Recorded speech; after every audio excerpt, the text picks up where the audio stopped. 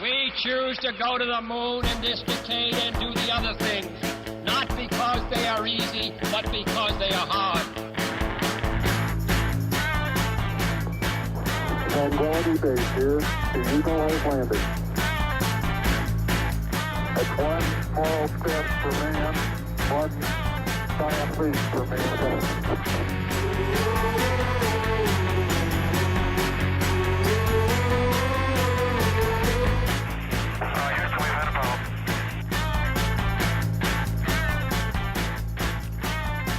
Well, hey everyone, we are back. I realize that it has been a while since we've been on the podcast lately, so I hope that you are enjoying your 2022, the start of the new year. But we are back, finally, back on the air, back to doing podcasts once again. And if you notice, if you were paying attention before watching us live, we've actually switched days, so we're going to actually be doing this every Wednesday at 8:30 p.m. Instead of Tuesday. So a little bit of a change. And if you're not watching us live, I encourage you to do so because you can hop on here, ask questions, interact with the conversation. And we're going to be having a lot of really good conversations this year. Hopefully have some more guests on the program to talk about some really key things. We're going to be spending actually a lot of time talking about technology this year. There are a lot of things that are developing out in the technology world right now, one of which we're going to talk about tonight, which is the metaverse. You're hearing a lot of things about the metaverse, but there's a lot of technology out there being developed, and we're going to talk about it here.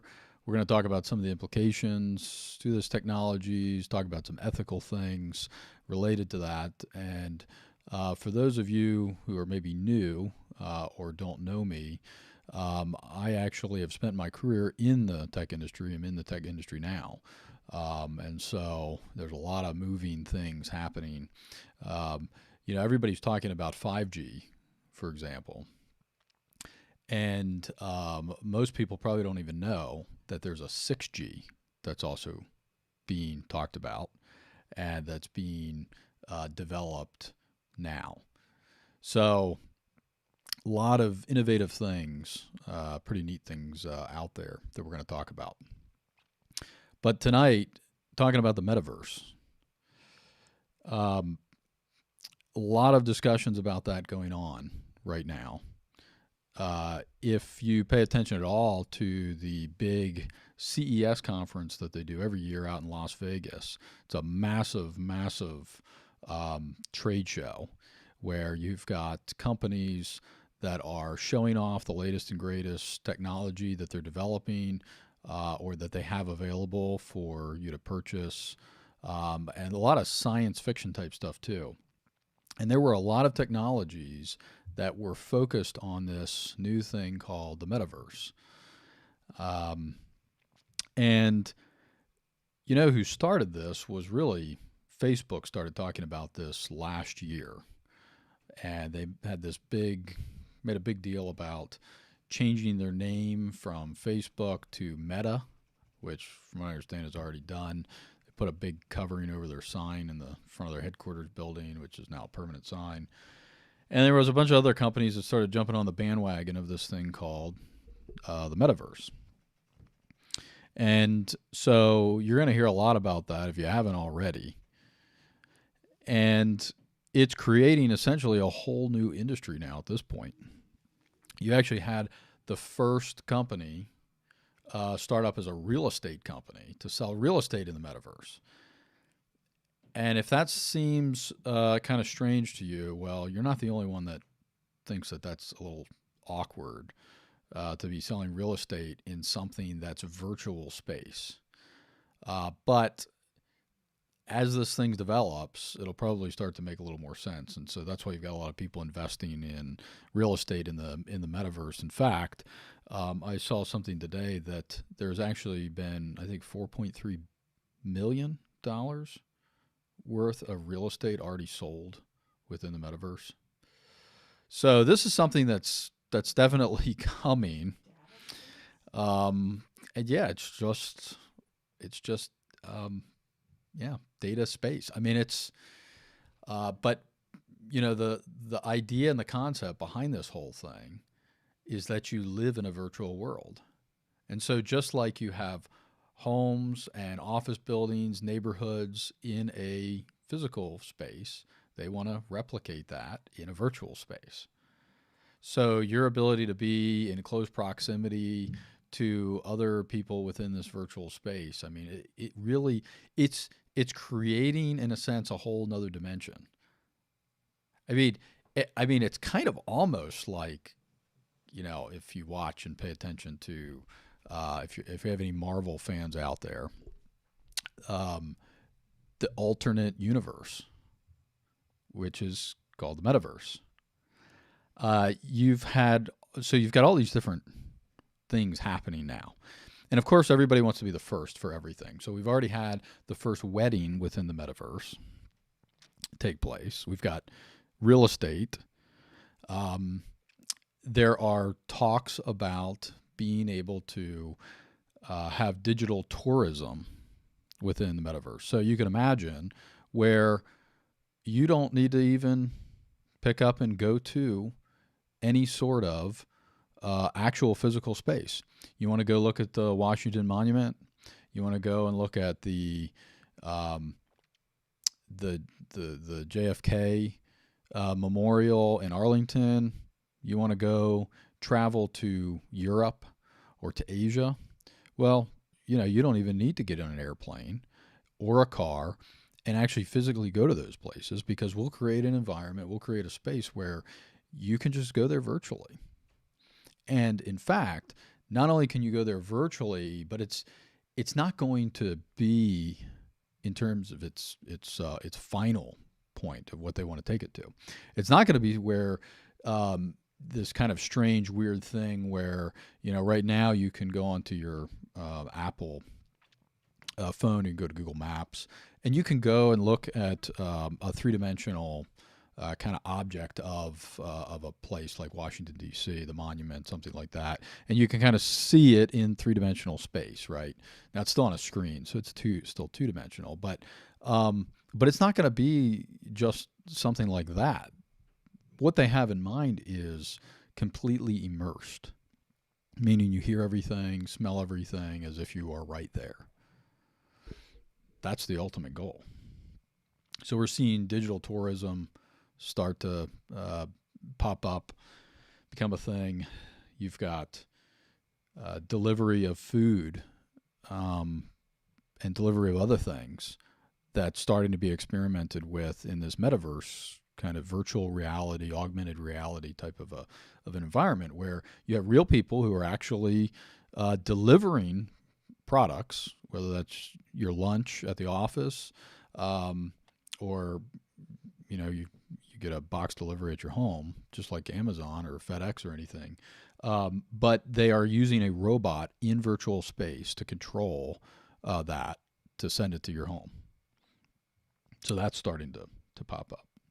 And of course, the biggest part of all of this new cottage industry that's being created through that is obviously the advertisement space, which is really, when you think about it, the real reason for the big push on all of this is for advertisement space. Most people didn't realize in the early days, so I think most people understand it now, that Google, what compelled Google to have a free search engine, or to have Google Maps, or to have Street View even, right? You had a car that had a camera on it that drove all over the world, or all over the U.S., well, and I guess in some places, other countries too, that they've added, and taking an image. I mean, what was the point of all of that? And then you offer it all for free. And why are they offering it for free? Well, because in exchange for using that free product, they're collecting data on you. And why are they collecting data on you? Well, they're collecting data so that they can sell advertisement space that's targeted specifically at you. Because one of the most difficult and challenging aspects of marketing is actually getting the right types of information in front of the right people who are interested in your product. That's what marketing is all about. And so the more data, the more information that I have, and the more places I have to be able to market to you, the better return on investment I have on my marketing. And so that's what Google was all about. They're still about that. I'm not sure what the breakdown is now, but it used to be in the early days that 85% of Google's revenue came from advertisement. That's where the revenue source was. And other companies are doing something similar. That's why you've got Twitter. That's why you've got Facebook, and they're free products, right? You can use them for free. Why? Because they are collecting data. They're using that to market products to you, right? They sell that space, that advertisement space, and that's exactly what they're going to do with the metaverse. And you start thinking about what do you have to do right now to enter into the metaverse or utilize that? Well, it's all about augmented reality, virtual reality. So most people have seen, especially just watching television, you'll see advertisements for the Oculus lens that you put on, right? You actually put on these goggles or glasses, and it immerses you into the actual environment. Well, eventually, if you get to the point where you can actually use those everywhere, those are collecting a lot of information and a lot of data inside the actual lens. And that information can be used to sell advertisement space to target you for ads, for marketing, right? Yeah. Yeah, just like the grocery store. Yeah. Right. They can target specifically what you're looking for, and so a lot of information and access to your data. So this is the metaverse that we are that's being built and designed, and it will most likely be accelerated very, very quickly this year. We're going to go from where you are able to where we're developing to actually implementing.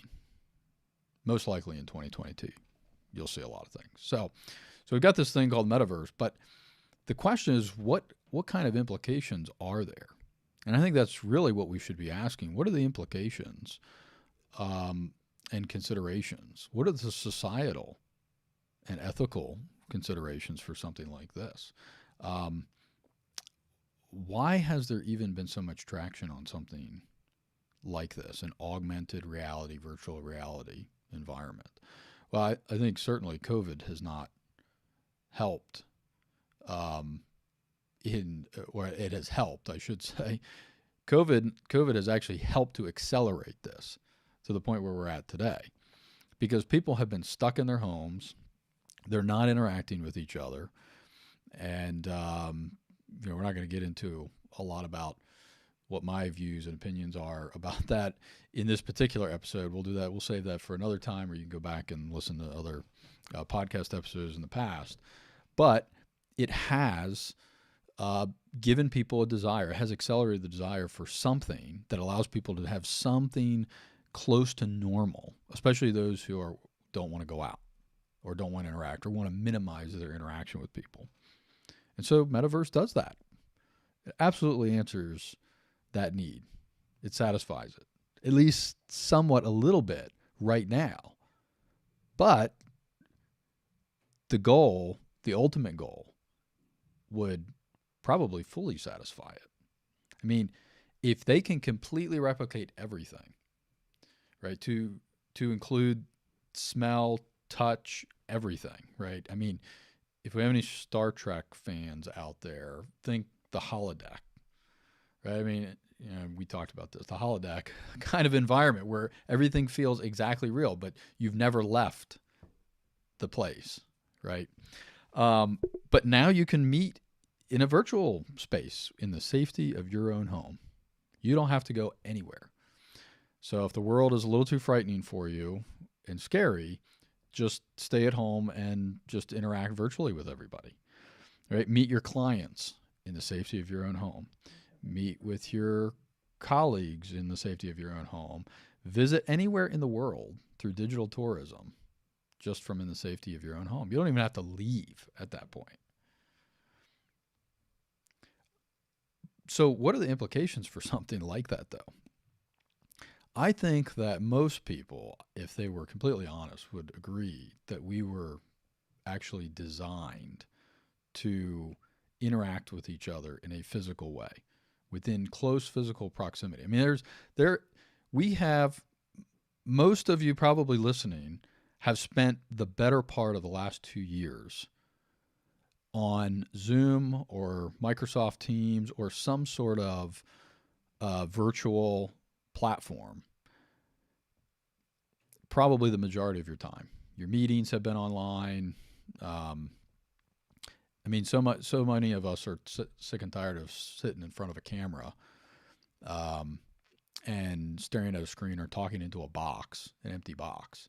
And there's something completely different, and you know it, between having that kind of a meeting over a video teleconference versus actually sitting across the table from a group of people. There's something different that just happens. And I think it's because we were designed to actually be together. That's how we were created, to be in physical proximity with one another. But they may even be able to try to recreate even that. You know, there's a lot of experimentation with different chemicals that make up your brain and affect the way that you feel and the way you smell and touch and everything else. So they will figure out some sort of way to inject the endorphins into you within the metaverse so that you actually feel like you are in close proximity to somebody. It might not even be in our lifetime, but they'll figure it out. Most likely, they'll figure it out. But I think there's something also that's a little bit more dangerous about the metaverse that we should consider. A little more dangerous to even society for certain aspects of it. I mean, I think that one of the things that, and one of the maybe things that appeals to people about the metaverse is probably the fact that in that type of a virtual space, you can project whatever image you want people to think of you. You don't have to allow people to see the real you. You can put forward whatever you want. Whatever I want you to think that I either look like or, anything. I can put that forward. I can create a new version of myself the way I want you to perceive me. I can create that. Not what reflects reality, but what I want you to think. And here's the thing is that social media has already conditioned all of us to already think that way. That's what we do on Facebook. That's what we do on Twitter. That's what we do on Instagram. All of those platforms allows us to only put forward the good things. People are not putting forth when they have a bad day. I don't know, maybe some people are, but people are generally not putting forth the things that they don't want anybody to know about. They're putting forward the things that make it look like everything is great, everything is wonderful. I have everything that I could possibly want. You know, my job's great, my family's great, everything's wonderful. So we've already been conditioned at this point through our current social media platforms to already create that kind of environment. And there's not much of a transition between that and the metaverse where I get to do the same thing. It's just I get to do it now completely and fully in a full immersive environment that replicates the real world. But that does a lot of things. There's a lot of implications to all of that we really should think about. I mean, at that point, how do you interpret what's right and what's wrong? I mean, do we have, ethics now in the metaverse? How does that then relate in terms of how we interact with each other? I mean, if people can live out any fantasy that they want, right? You don't like somebody, you don't like your neighbor, and you fantasize about murdering them. Well, you could do it in the metaverse because it's not real, right? I mean, is it wrong to do it there? Well, we know if we look at it from a Christian worldview, we recognize that, hey, if I even think about it, if I even have the desire or I live that out as a fantasy, that's sin, right? Because that happens first in the heart, in the mind, is where sin happens first. But you've already actually had people who have claimed that they've been sexually assaulted in the metaverse, which means that people are already creating a parallel between what happens there and essentially porting over ethics and morality into the metaverse. Which, if you've already got people claiming this, then that means you're going to have a metaverse, court system with attorneys and lawyers and everything else. It's a very slippery slope if we're not careful, and we should think about this. What about church? Some implications to that. If I go to church in the virtual reality, in the metaverse, am I attending church? I'm sitting side by side in virtual space with other people. I mean, we already have a problem with that came up in COVID. And don't think for a moment that pastors out there are not thinking about how they can utilize the metaverse to create virtual churches. Because I guarantee you somebody's already created a business model for how to do all that. So, a lot of implications, a lot of things that we need to think about. So, when we come back, we are going to talk about a couple of more things about this. Should you invest in the metaverse? If this is all going in this direction, maybe there's some opportunities there to do some investment, but should we? I mean, if we've got all these questions, we get these potential implications on society and maybe some ethics involved here, should we actually invest in the metaverse? Is that right for us to do? So when we come back, we'll talk more about that and some other things. We'll be back in a few minutes.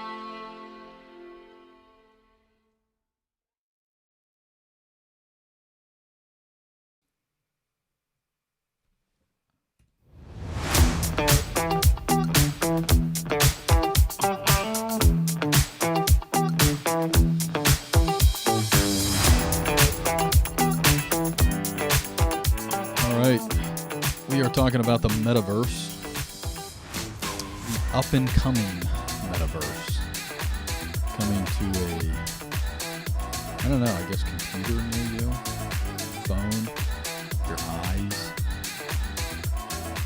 So this thing, the metaverse, like we were talking about earlier, it's got a lot of implications, a lot of things to consider, particularly when it comes to societal things.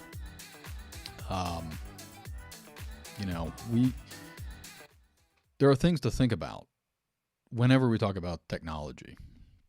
We should think about whether or not there are implications, issues, things like that. There's always something to think about when it comes to technology. Just because we can do something doesn't necessarily mean that we always should do something. But at the same time, we also should think about the fact that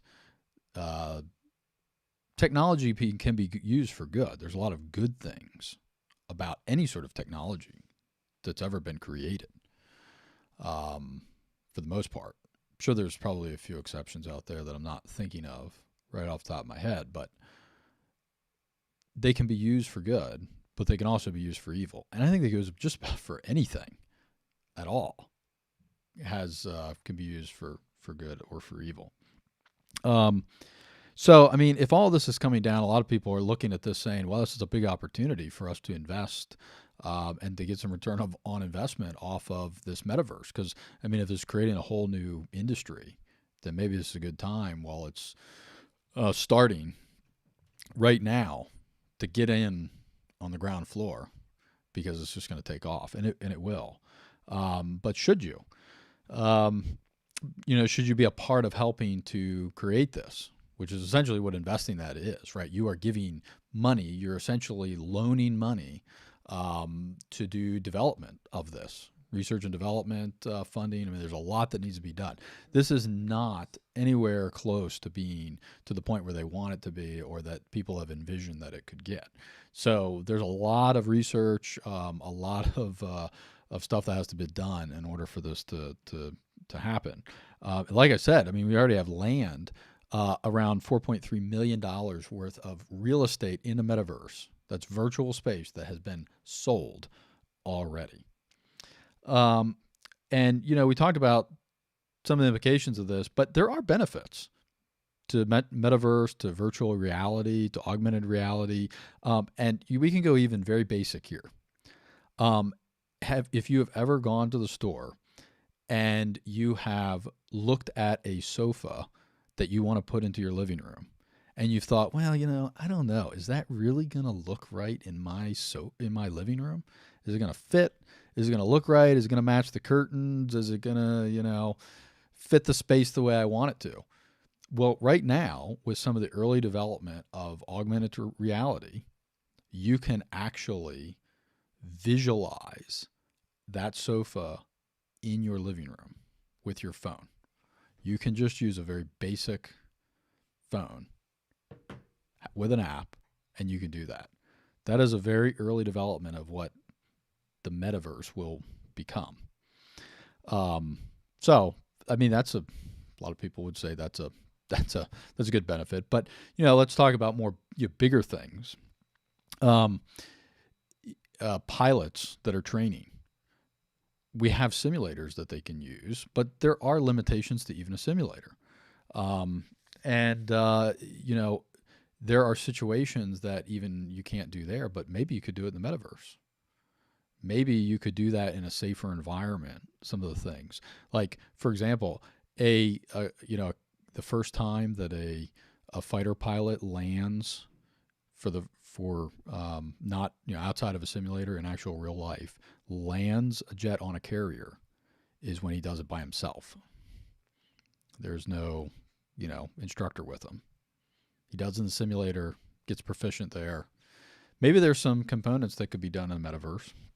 Or what about military training that could become more realistic? You can only do so much for training right now. That's outside the real thing. I spent years going out to training centers, and we literally have gear that essentially, you're using real rifles, but there's a on the end of it, on the end of the barrel, is a device that basically, indicates based upon equipment that's on other vehicles or other people. It will say whether or not it was a kill or a shot or, whatever. But in some sort of a metaverse environment, an AR, VR type environment, you could actually have a more realistic type of training that could happen. Right now, a lot of people know the Navy SEALs use real live ammunition when they're training. And that's actually resulted in training deaths. But the reason why they train that way is because they train how they fight. Let's use the real thing. That way, when we actually are in the real world environment, we're just used to it. So there's a lot of advantages to things like that we could do. When you start doing, you start thinking about what you can combine an AR, VR capability with things like robotic systems, where now we have dangerous jobs. There are many dangerous jobs around the world that when you have that kind of environment, you can send a robot that's controlled by somebody in an AR, VR, realistic environment. Instead of them being there, it's a robot that, is literally a bucket of bolts, if you will, and is expendable, unlike a human being. So there could be an opportunity to save lives when we apply this to dangerous jobs. Also think about things like over in other countries, being able to collaborate with people in developing nations where maybe they don't have the type of training or the capabilities that an engineer here could teach somebody in a augmented virtual reality environment without having to travel on an airplane halfway across the world. They could literally pick up the phone, in a sense, and talk them through something, do some sort of a training. Now, you have people that do take sabbaticals from their jobs. They go over, whether that's affiliated with a church and missions or some nonprofit organization, and they'll go over there and they will train them. But they're only there for a couple of weeks, or maybe some of them for a couple of months. And then you go back home and you're done. And there's not the type of collaboration you could do like in that type of an environment that you could now do. And especially when you talk about hands-on type things. So there's some benefits there as well. And we think about the type of job creation that you're going to have as a result of this, all the components that make up augmented virtual reality or AR, VR. There's going to be a lot of jobs that come out of that. Think about chip manufacturing that's going to have to take place, advanced graphics cards, other technologies like energy harvesting, advances in battery technology. There's a lot of things that are going to be required to make this actually work. And so there's a lot of benefits here of things that we can use this type of technology for. So I don't think that we should just dismiss it and say, well, because there's some potential societal impacts and issues, we just shouldn't develop it at all. We shouldn't invest in it. We shouldn't help anybody that's developing any of it. I don't think that that's necessarily the right approach either, because if we had that approach with airplanes, just regular, planes that we take every single day that we see tremendous benefits in society for, but it was also used for evil. Look at Hitler during World War II. He used aircraft and advanced machinery and technology of the day to do some really, really evil stuff and to try to take over, and did successfully take over numerous European nations and killed many people as a result. So, if we took that approach, we would have never developed that, because we would have said, well, that's just going to lead to all kinds of evil. And if you go back before that, we had cannons that were developed. And so, well, that could be used for evil, or now that obviously is a machine of war. But cars, any sort of technology, there's always something that it could be used for evil for. So I don't think that we should just brush it off, because there are benefits in which we can use this technology. I think it's just dependent upon us to look at it and not just wholesale endorse everything about it. We should look at it, we should carefully examine it and say, okay, look, there's some potential societal impacts here.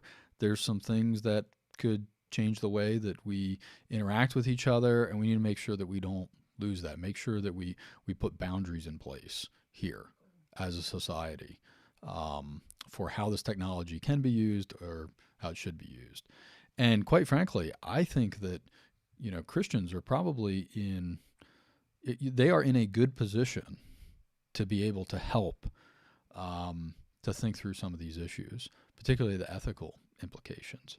And I mean, I would love to be able to see more Christian universities actually get into the technology space and into engineering in our Christian universities, to expand engineering programs, to be able to think through some of these technologies and the ethical implications as they develop them. So let's not dismiss it. Don't want to just dismiss the metaverse, but there's certainly some things that should be thought about as we go forward. So that's things to think about in the metaverse.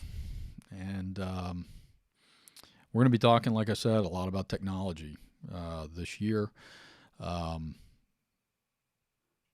lot of other things, not just technology. We will not just talk about technology, but there will be certainly that to discuss. So hope that you'll be able to join us every Wednesday, 8:30, right here live. Come on and to the. I hope that you come over to watch us live. You can interact, you can come on the chat, you can ask questions. And as we get guests come on the program, we'll put in information about that. Especially when we have guests.